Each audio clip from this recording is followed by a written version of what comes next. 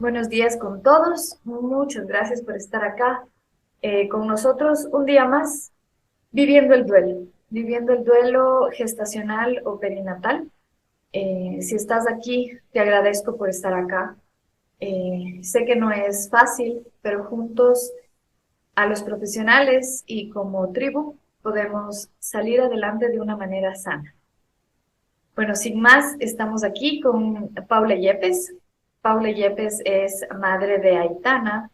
Tiene un PhD en psicología, máster en intervención social y comunitaria, psicóloga clínica y psicóloga perinatal. Especialista en trabajo con madres, padres, embarazo, parto y posparto.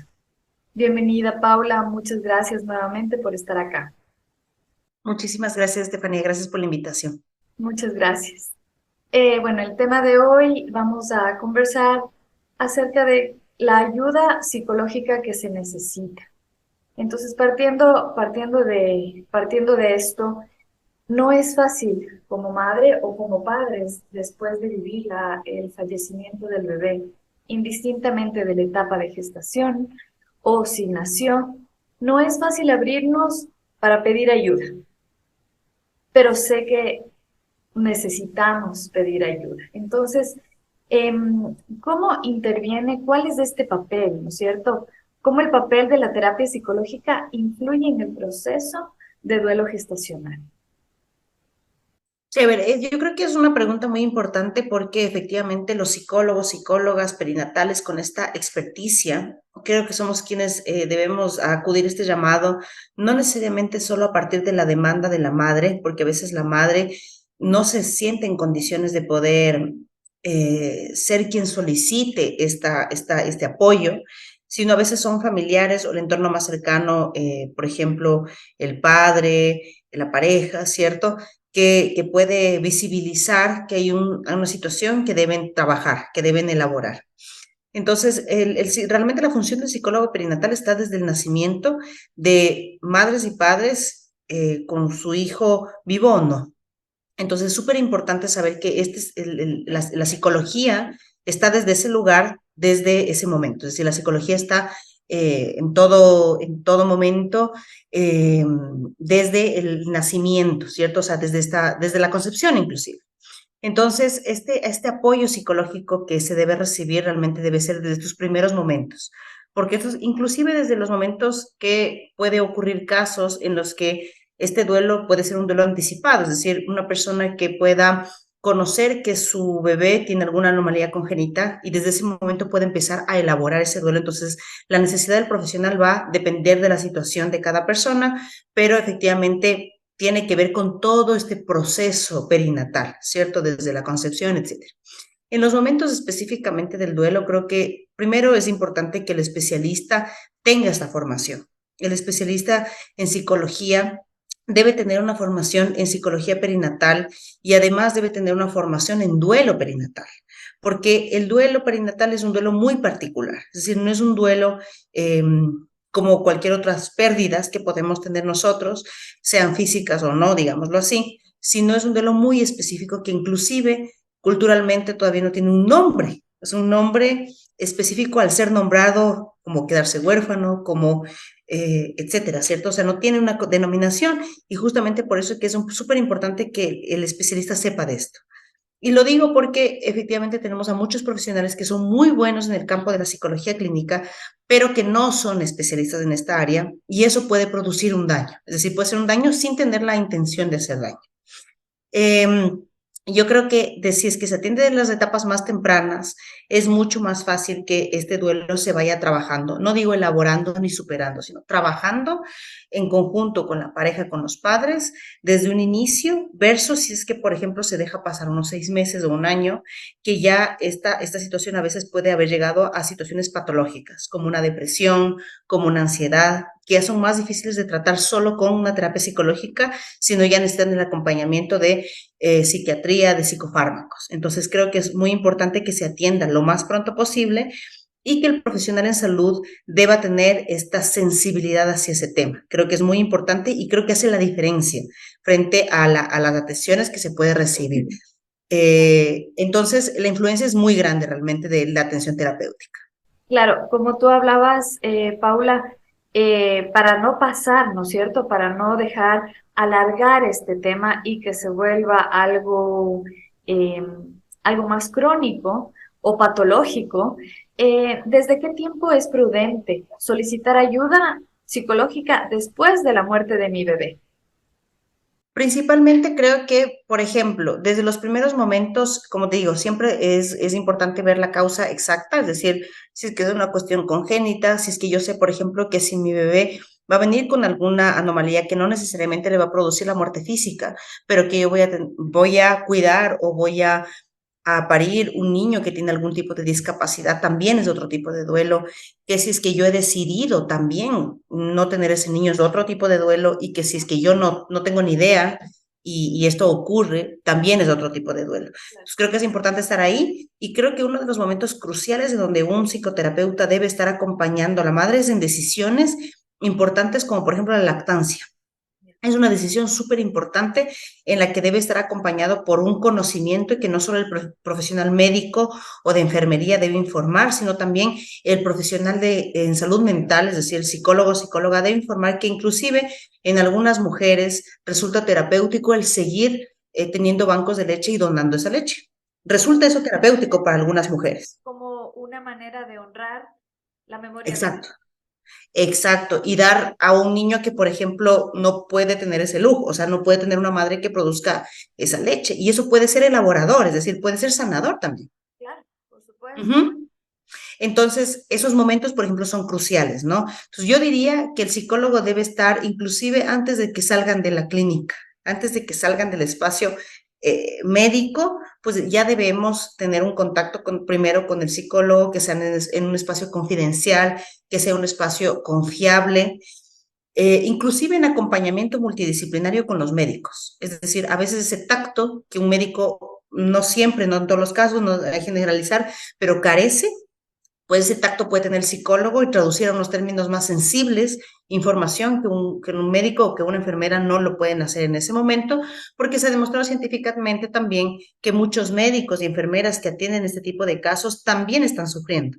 Y a veces su manera de manifestar su sufrimiento es esa evasiva, esa manera reacia de ser que resulta violenta para la pareja que está viviendo esta situación de pérdida.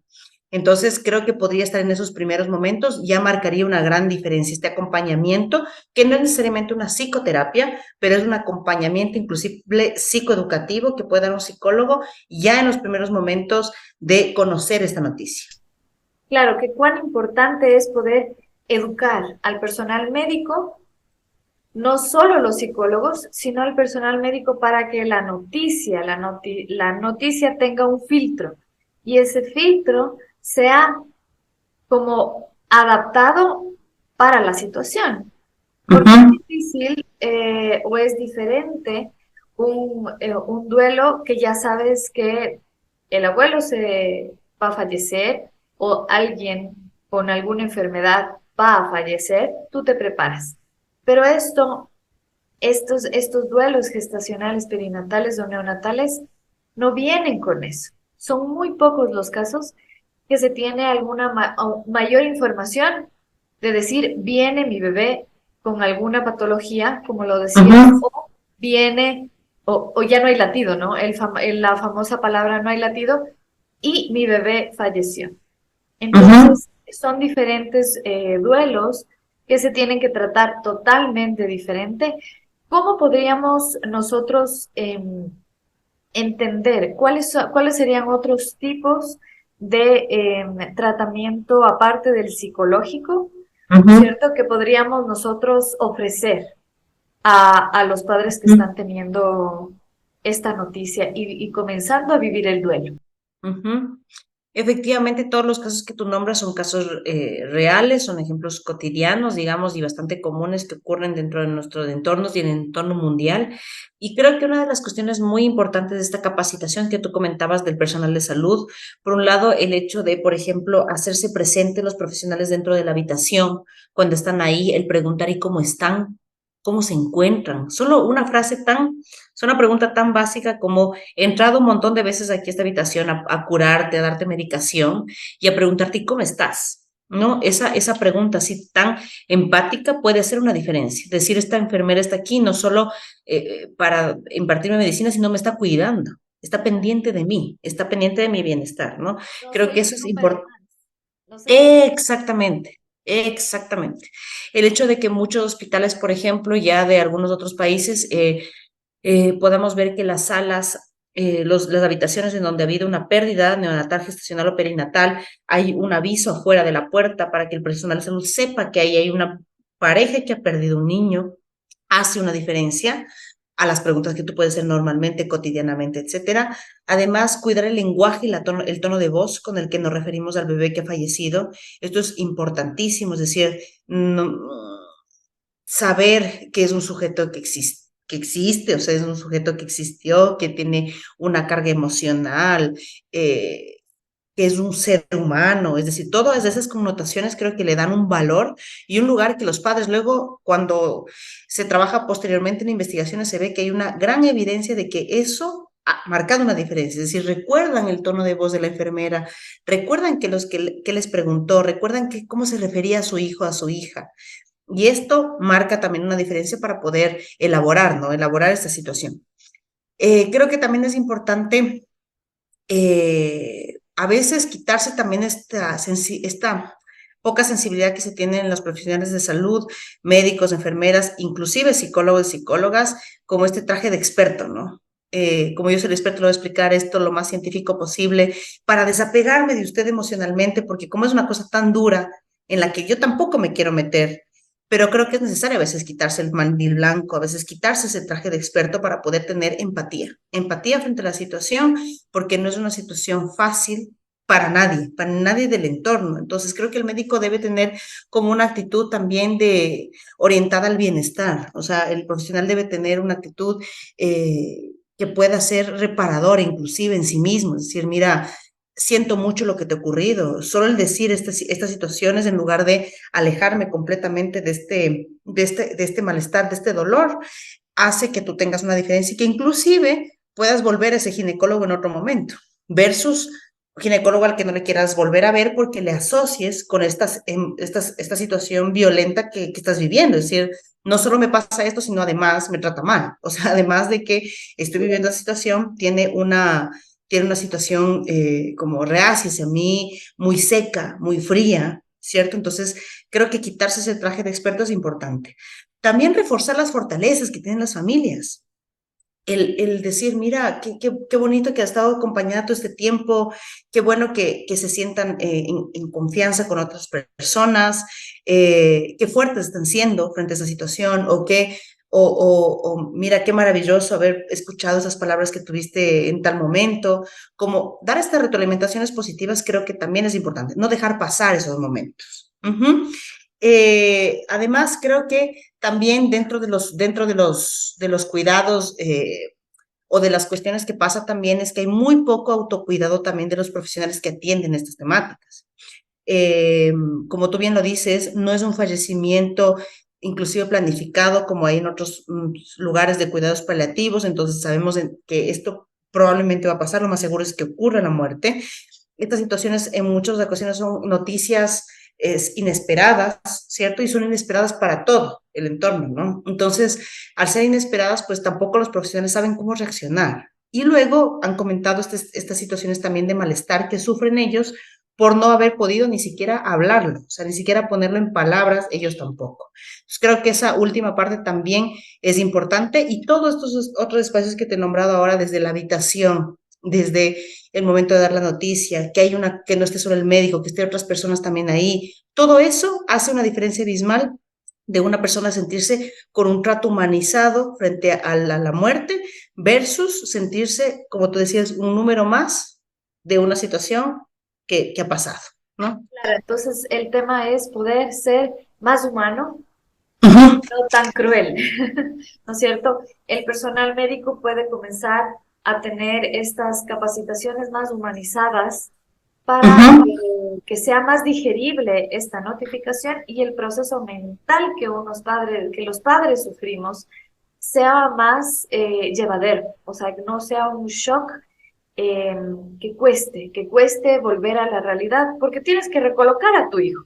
recolocar a tus esperanzas, recolocar todo lo que viviste con tu hijo o con tu hija, ¿no es cierto? Ujú, Y recolocarlo de una manera buena, y eso influye muchísimo antes, lo que viviste, cómo fueron las primeras horas, ¿no es cierto? Cómo fue la comunicación, cuántos filtros hubieron, cuánta empatía tuvieron los papás, ujú, cuánto acompañamiento se tiene no solo psicológicamente, sino el entorno familiar o el entorno como acompañantes. Cuán importante es poder hacer estas reuniones o estas entrevistas para que todos los acompañantes sepan cómo actuar. Paula, para terminar, ¿cuáles serían los tips que podemos dar a esos acompañantes que recién están viviendo este duelo y ellos puedan tener en cuenta para solicitar ayuda? Porque ujú. puede que la mamá no diga o no exprese que necesita ayuda, pero como acompañantes ellos pueden ver algunas banderas rojas, ¿no es cierto?, para poder tomar decisiones con amor hacia esa persona. Ayúdanos con Ujú. eso, unos tips chiquitos para que los acompañantes o cónyuge puedan determinar cuándo necesitan ya solicitar intervención profesional como los psicólogos. Perfecto. Creo que una de las intervenciones más grandes que puede hacer un acompañante primero es estar ahí presente. En muchas ocasiones, a veces el no hablar, pero inclusive sentir la presencia, creo que es importante. Es decir, estoy acompañada aquí, no estoy sola, ¿cierto?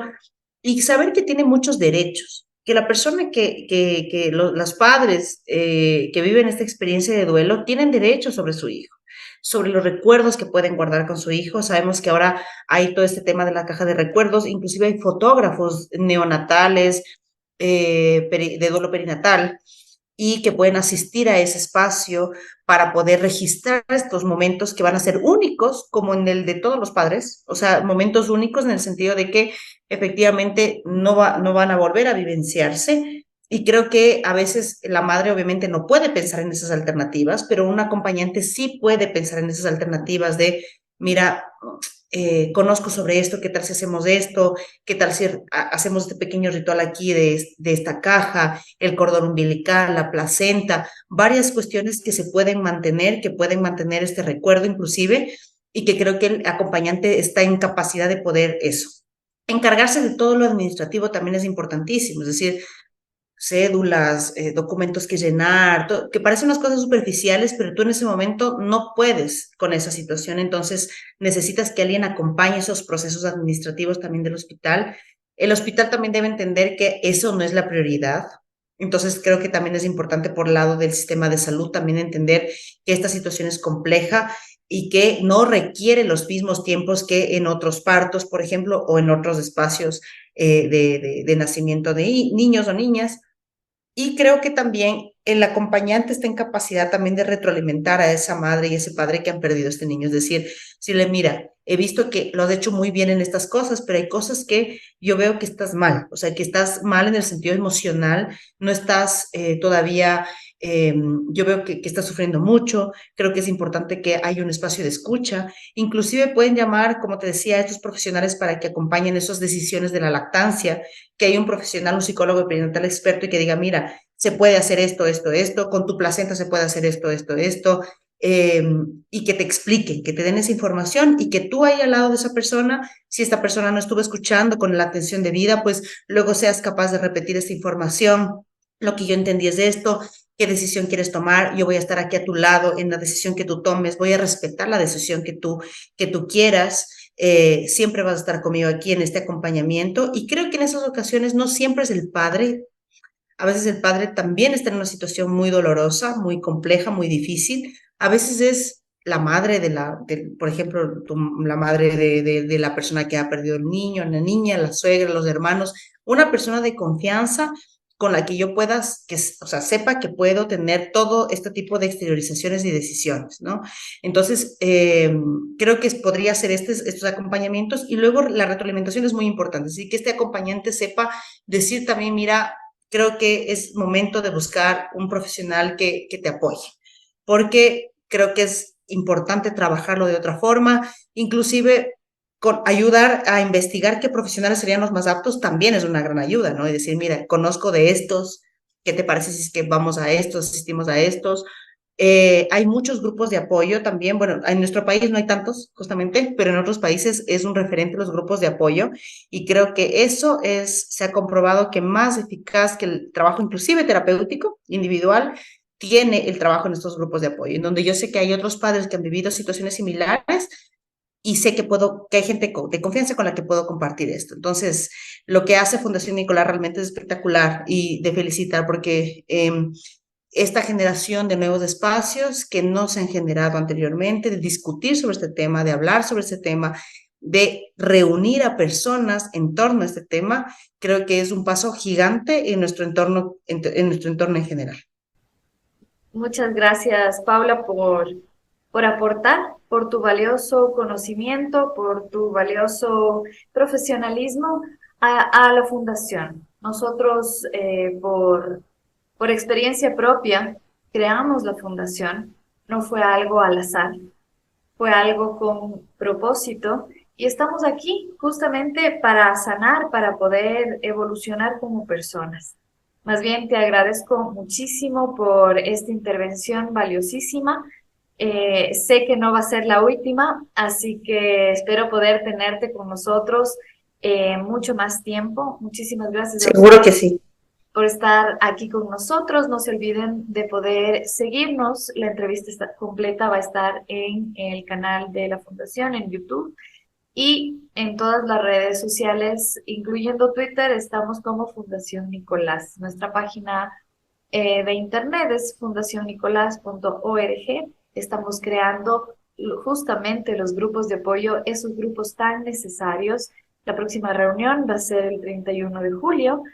Entonces, sé que lo van a volver a ver este video, no sé cuándo, pero para que tengan una idea, igual nosotros vamos a estar publicando cada reunión y cada alternativa de poder asociarnos más con muchas más mamás acá en Ecuador.